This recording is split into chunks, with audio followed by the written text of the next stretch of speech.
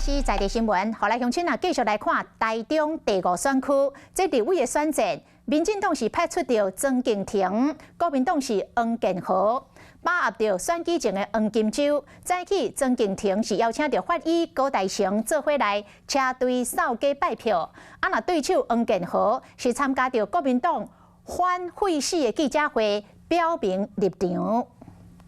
中国选区民进党立委候选人曾敬庭，会知影有发起高大成陪同扫街拜票，路边的民众热情会手支持。高大成徛伫咧竞选车顶，对曾敬庭同齐比7岁手势，希望民众家己倒相挺。另外一边，中国选区国民党立委候选人黄建和，在台中另外3个选区的立委候选人，拢是少年男性。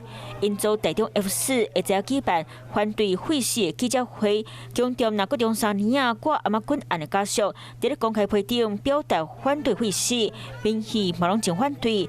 民进党8年时间，无对到要废掉死刑做出定论，单纯伫咧拖时间欺骗选票。如果民进党你的核心理念真的是要废死的话，请问过去这几年你们在国会绝对多数的情况下面，有没有任何一位立法委员提出要废除死刑的相关的法案？废掉死刑的议题，搁一摆铺上台面。看在高大成眼内，伊讲死刑爱执行，就是爱执行。伊爱司法机关若要执行，咱当然嘛无反对啊，对无？一定爱做的啊。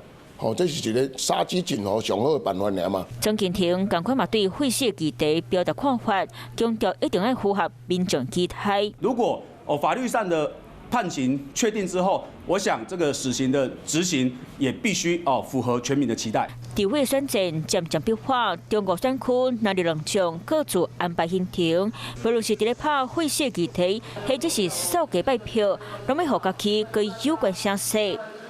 Hello， 我是林明瑞。想要抢先掌握最及时的新闻资讯吗？赶快订阅、按赞、开启小铃铛，锁定我们华视新闻的 YouTube 频道。